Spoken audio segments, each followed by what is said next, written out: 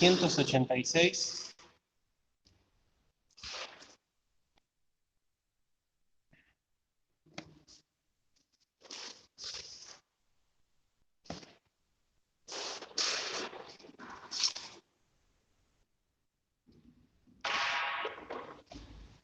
Comienzo con el versículo 1. Entonces Ben-Hadad, rey de Siria, juntó a todo su ejército, y con él 32 reyes con caballos y carros, y subió y puso cerco a Samaria y combatió. Y envió mensajeros a la ciudad a Acab, rey de Israel, diciendo: Así ha dicho Ben-Hadad: tu plata y tu oro es mío, y tus mujeres y tus hijos hermosos son míos. Y el rey de Israel respondió y dijo: Como tú dices, rey, señor mío, yo soy tuyo, y todo lo que tengo. Y volviendo los mensajeros otra vez dijeron: Así dijo Ben-Hadad: yo te envié a decir, tu plata y tu oro y tus mujeres y tus hijos me darás. Además, mañana a estas horas enviaré yo a ti mis siervos, los cuales escudriñarán tu casa y la casa de tus siervos, y tomarán con sus manos y llevarán todo lo precioso que tuvieres. Entonces el rey de Israel llamó a todos los ancianos de la tierra y díjoles: Entended y ved ahora cómo éste no busca sino mal, pues que ha enviado a mí por mis mujeres y mis hijos, y por mi plata y por mi oro, y yo no se lo he negado. Y todos los ancianos y todo el pueblo le respondieron: No le obedezcas, ni hagas lo que te pide. Entonces él respondió a los embajadores de Ben-Hadad: Decid al rey mi señor, haré todo lo que me mandaste a tu siervo al principio, mas esto no lo puedo hacer. Y los embajadores fueron y dieronle la respuesta. Señor, bendiga a Hugo, que va a tener la meditación en esta.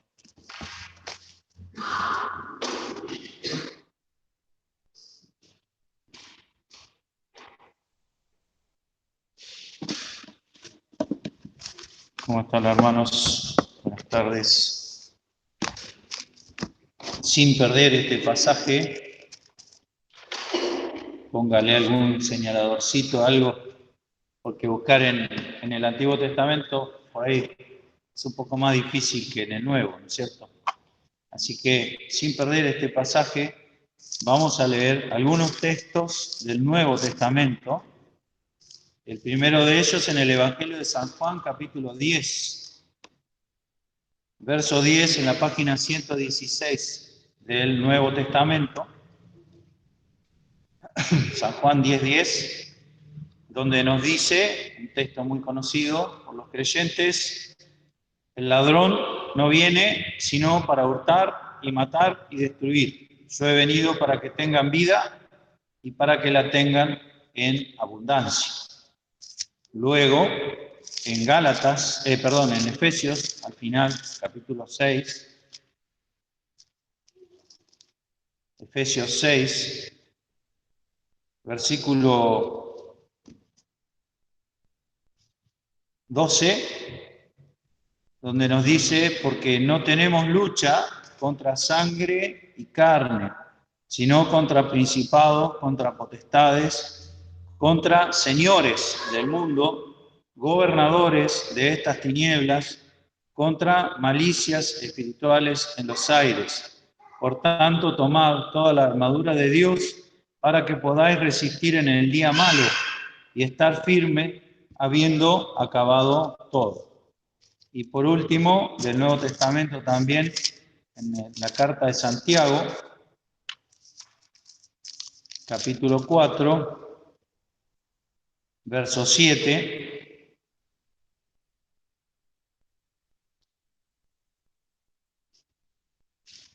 Santiago 4:7, página 258, donde nos dice: someteos pues a Dios, resistid al diablo y de vosotros huirá.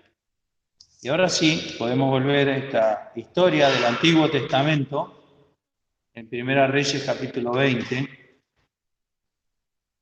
Podríamos decir, alumbrándola con estos versículos que hemos leído del Nuevo Testamento.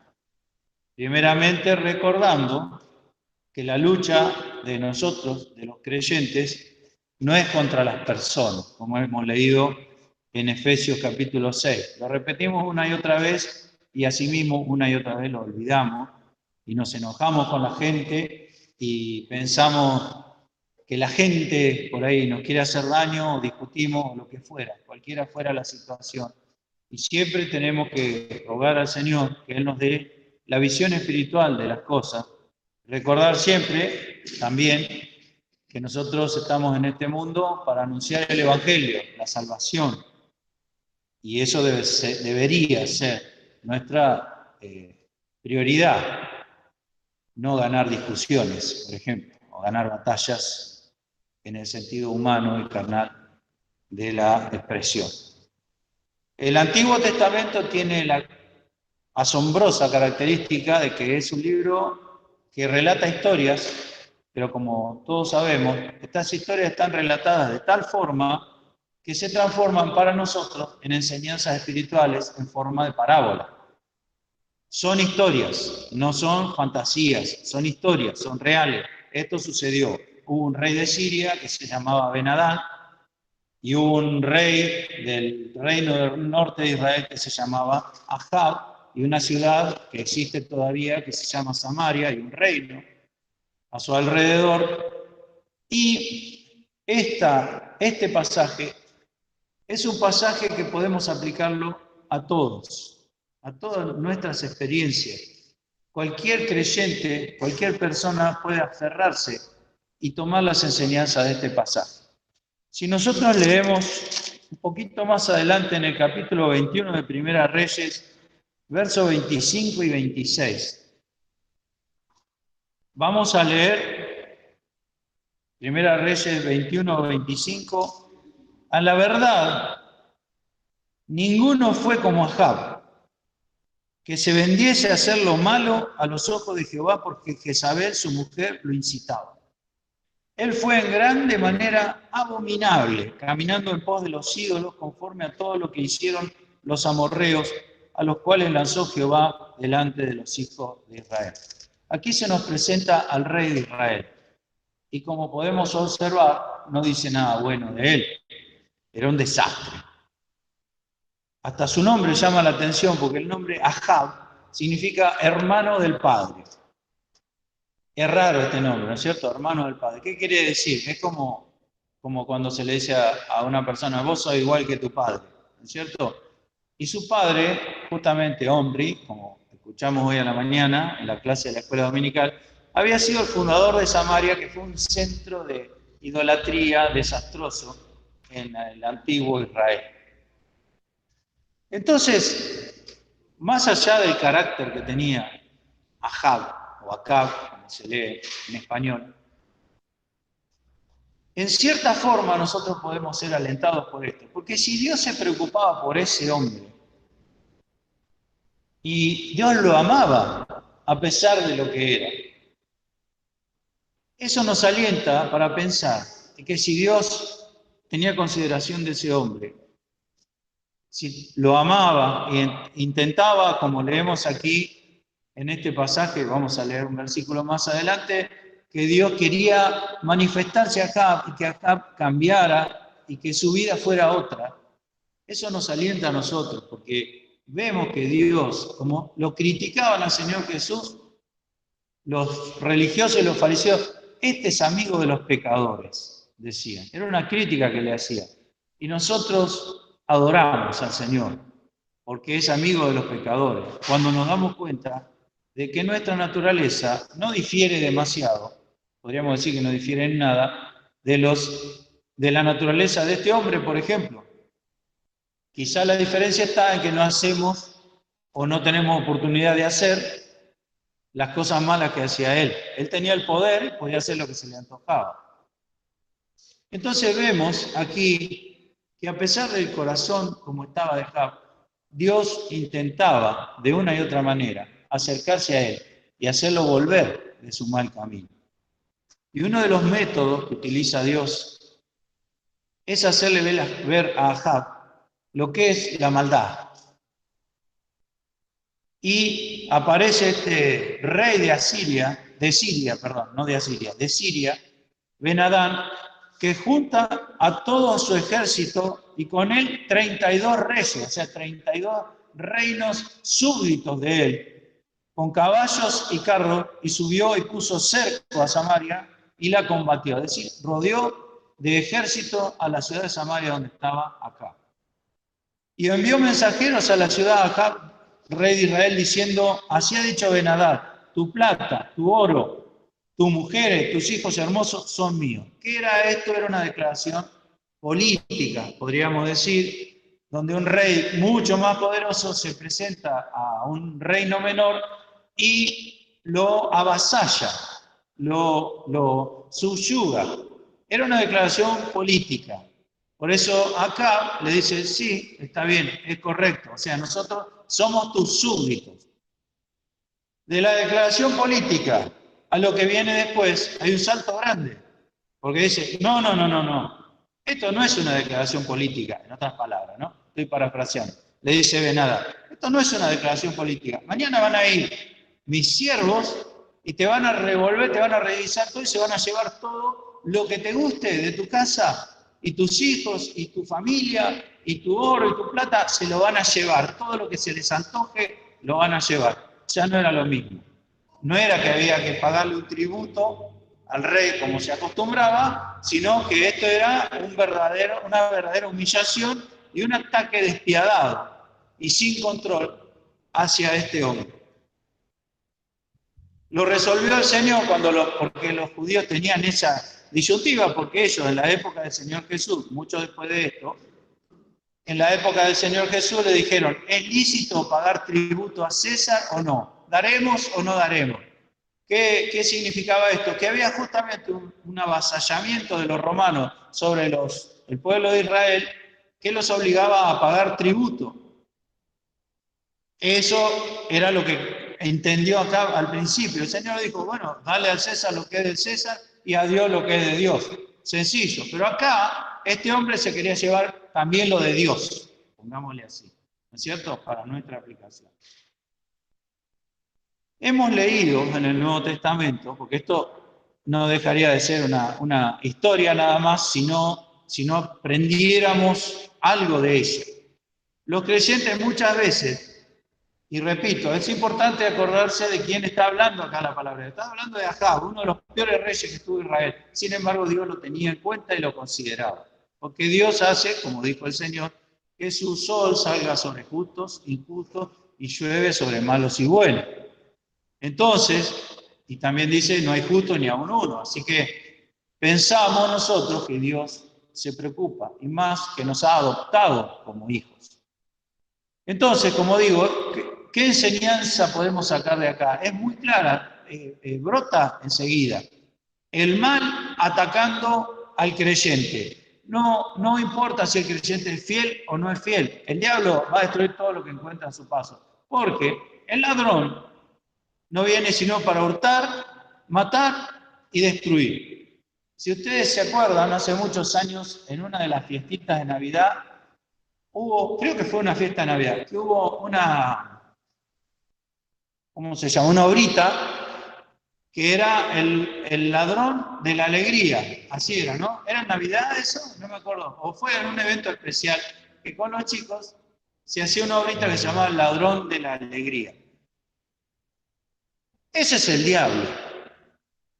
El diablo va a intentar permanentemente hurtar, matar y destruir. Va a robar todo lo bueno, todo lo precioso, todo lo apreciado por los creyentes. Entonces traslademos esta historia de Ahab al plano espiritual y apliquémosla a nuestras vidas. Aparece de golpe una fuerza avasallante sobre la cual nada puede hacer una pequeña ciudad y un pequeño reino. 32 eran, a cargo de un hombre muy malo. Y lo rodean y le dicen: mañana vamos por ti, por todo lo que tienes, por todo lo que amas, por todo lo que aprecias, por todo lo preciado en tus ojos, como dice, o deseado en tus ojos, en el verso 6, lo precioso que tuvieres, o lo deseado de tus ojos. Entonces el rey llamó a todos los ancianos de la tierra y díjoles, entended y ved ahora cómo éste no busca sino mal. Anoche nos decía Julio en la reunión de jóvenes, hay un conflicto permanente, una batalla permanente entre el bien y el mal. Nosotros, por la gracia de Dios, hemos dado un paso para ponernos en uno de estos dos bandos, podríamos decir, y el Señor nos ha adoptado como hijos. Y hay un conflicto permanente, una batalla que a veces se achica y a veces se agranda, pero siempre está, nunca es cero la batalla entre el bien y el mal. Si no tenemos lucha contra afuera, tenemos lucha interna, pero siempre hay algo. Entender y ver que este no busca sino mal.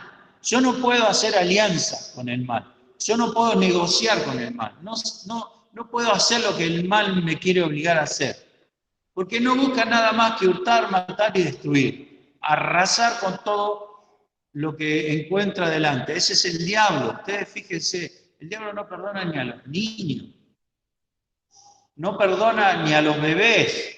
El diablo es malo interior y no hay nada bueno en él. Por el contrario, el Señor dice, yo he venido para que tengan vida y abundancia de vida. ¿Qué quiere decir el Señor? Imaginémonos en la naturaleza, porque tenemos que entender la frase de la palabra de Dios para darnos cuenta a qué se refiere el Señor. Nosotros podemos ir a un lugar, por ejemplo, vamos acá en Necochea, ¿a qué? Vamos a los médanos y hay vida, ¿no es cierto? Hay unos pastos duros que las vacas no se lo quieren comer, los animales no lo comen porque es pasto salitroso. Hay vida, ¿no es cierto?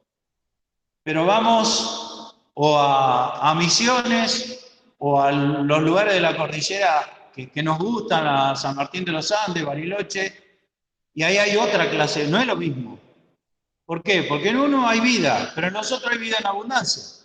¿Nos damos cuenta de la diferencia? Así es nuestro corazón. Yo he venido para que tengan vida, pero que la tengan en abundancia, o sea, que mi corazón, mi alma, mi ser interior sea un vergel, algo que manifiesta mucha vida.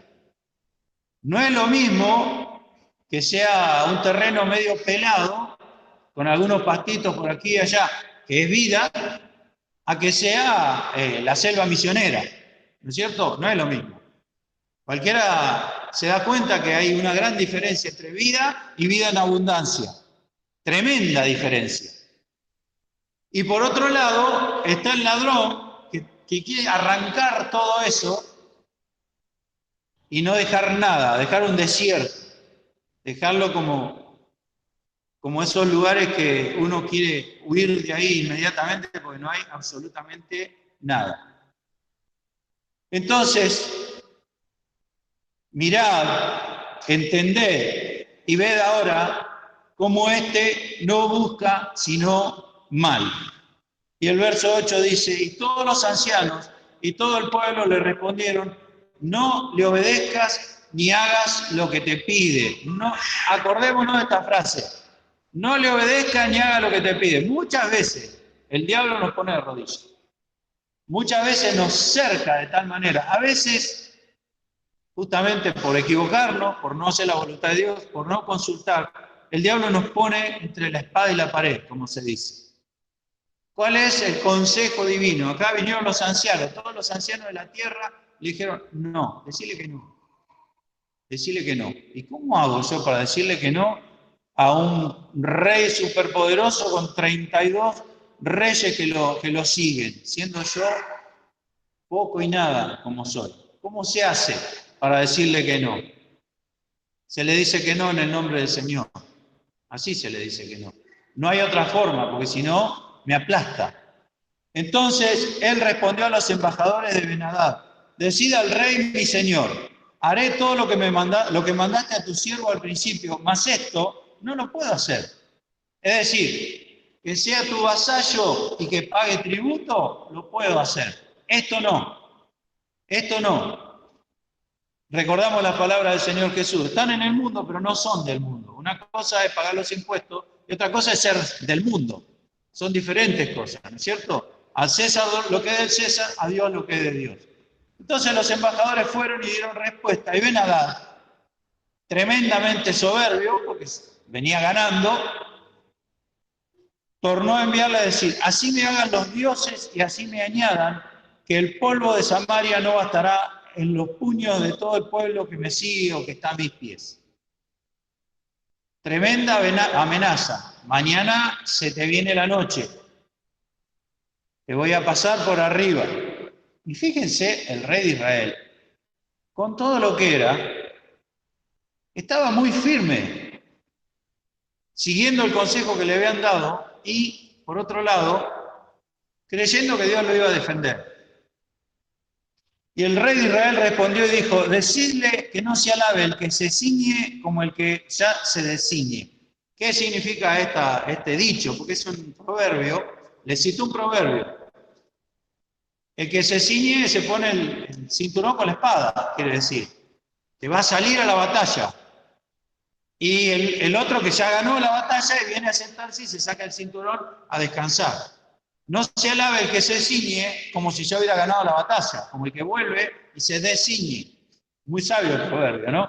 Recordamos cuando, me acordaba en 1 Samuel 17, cuando David, que luego se enfrenta al gigante Goliat, cuando David llega a darle cosas a su hermano, a llevarle comida a sus hermanos, y andaba mirando a ver qué pasaba, porque había un gigante que aparecía todos los días a denostar al escuadrón de Dios, y el hermano mayor, al cual Dios ya había desechado para que no fuera rey, ¿se acuerdan? Cuando fue eligiendo, dice: no mires que es alto, a lo hermoso de su parecer, pues yo lo desecho.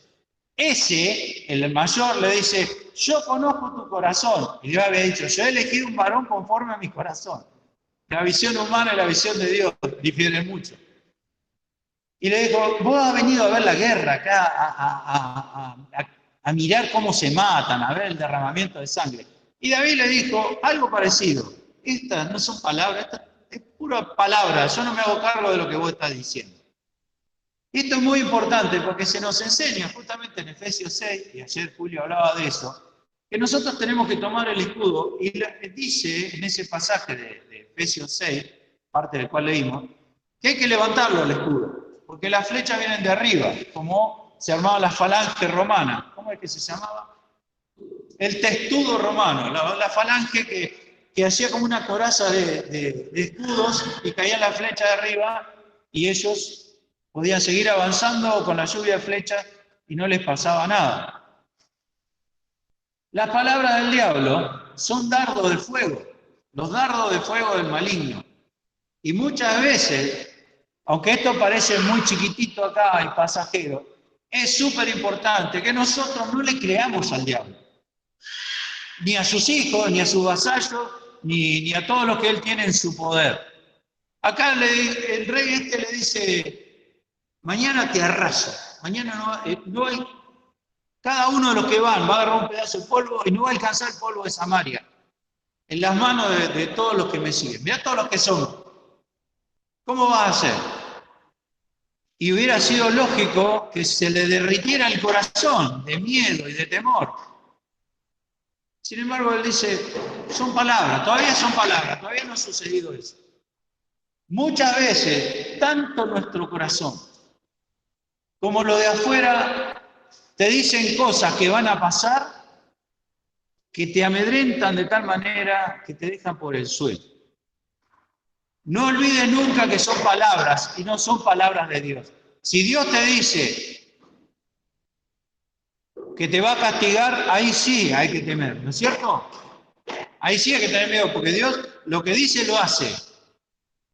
Ahí sí hay que arrepentirse y pedirle por favor al Señor que perdone.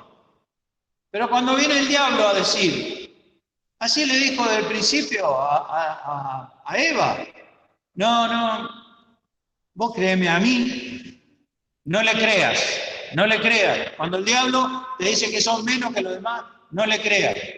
Cuando el diablo te dice que son más que los demás, tampoco le creas. Ninguna de las dos.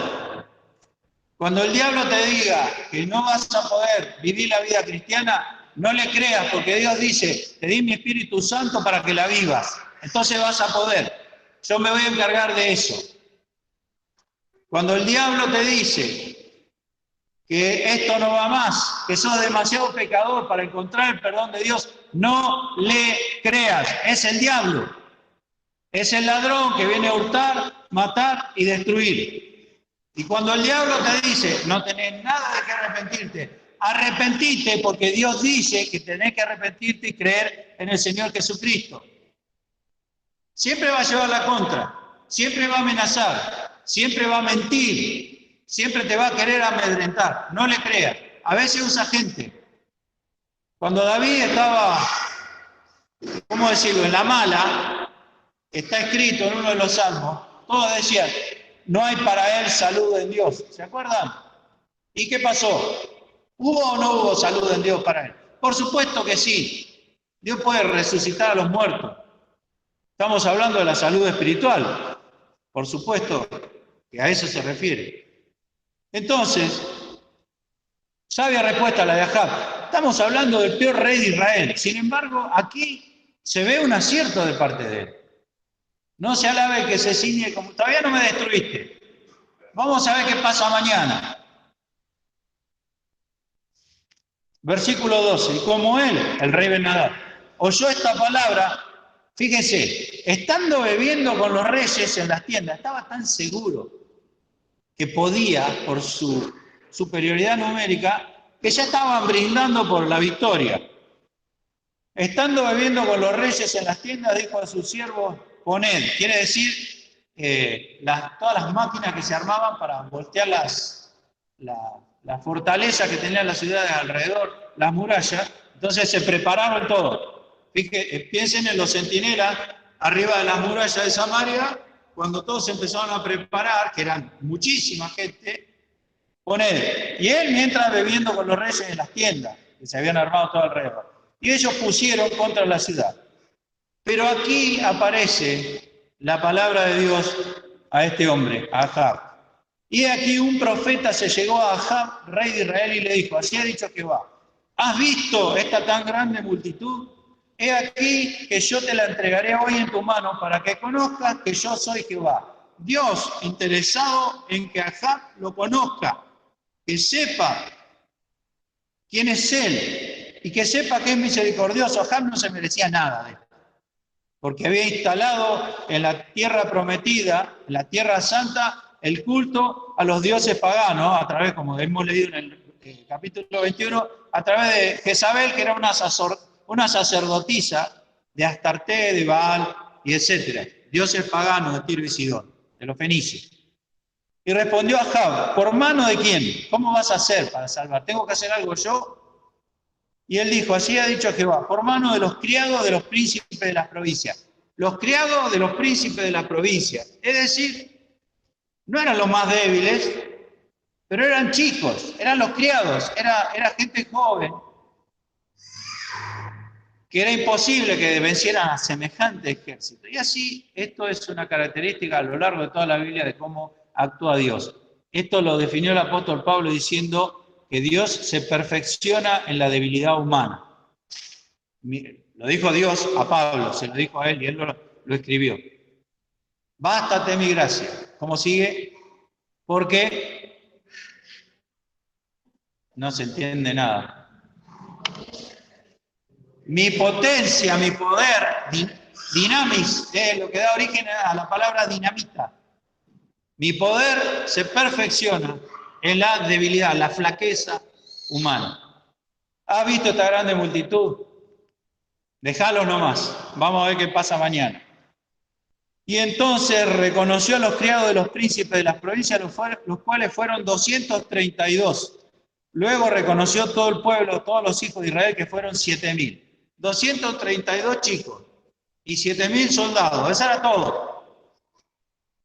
Y salieron a mediodía, y miren esto, estaba Ben-Hadad bebiendo borracho en las tiendas, él y los reyes, los 32 reyes que habían venido en su ayuda. Piensen en esta situación, porque como digo, tenemos que seguir aplicándola a nuestra vida. Un tipo borracho, estaba a mediodía, terriblemente borracho, ese era el que mandaba todo. A ese estaban sujetas las familias y él pretendía, así como era, permítame decirlo así, meter las manos en la familia de los hijos de Israel y dominarlo. ¿Y cuántas personas en este mundo hay en esa clase de sujeción? De personajes que no tienen ninguna clase de moral. Personajes que, como vemos acá, lo que era este rey, bueno, borracho como estaba, haciéndole la guerra a otro. ¿Has visto esta grande multitud? Yo mañana te lo voy a entregar en tu mano. Esa es la respuesta de Dios. A todo aquel que está siendo avasallado por esta clase de gente, que no es solamente la gente, es los poderes espirituales que hay detrás de ellos. A veces no entendemos por qué la gente hace tantas maldades. Es la naturaleza del hombre, pero también y muchísimo es el poder espiritual que está detrás de ellos.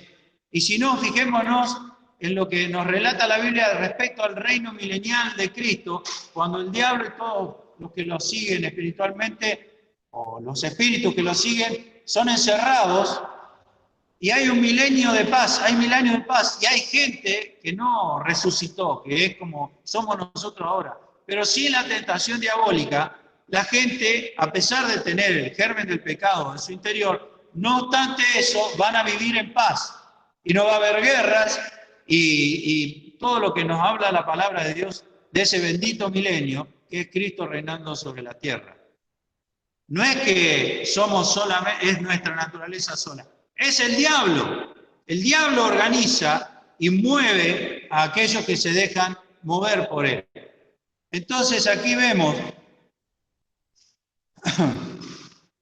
versículo 17, los criados de los príncipes de las provincias salieron los primeros y había Ben-Hadad enviado quien le dio aviso diciendo, han salido hombres de Samaria. Él entonces dijo, si han salido por paz, tomadlos vivos. Escuchen esta palabra. Si han salido por paz, tomadlos vivos. Y si han salido para pelear, tomadlos vivos. Uno puede pensar, y algunos lo piensan así, y bueno, estaba borracho, decía cualquier pavada. Si han salido para pelear, tomadlos vivos. Si han salido en paz, tomadlos vivos. No es ninguna pavada eso. No es ninguna pavada. Porque esa es la intención del diablo.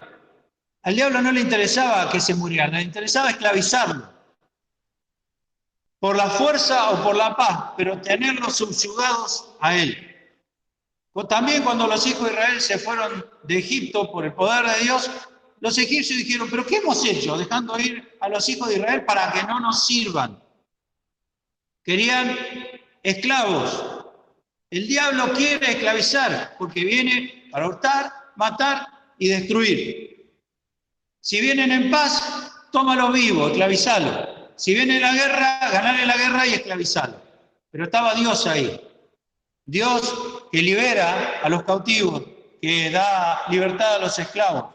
Salieron pues de la ciudad los criados de los príncipes de la provincia y en pos de ellos el ejército, e hirió cada uno al que venía contra sí, y huyeron los siros, siguiéndolos los de Israel, y el rey de Siria, Ben-Hadad, se escapó en un caballo con alguna gente de caballería, y salió el rey de Israel, e hirió a la gente de a caballo y los carros, y deshizo los siros con gran estrago. Así termina esta excelente historia en este día. Después sigue relatando. Pero vamos a finalizar acá leyendo el verso 22.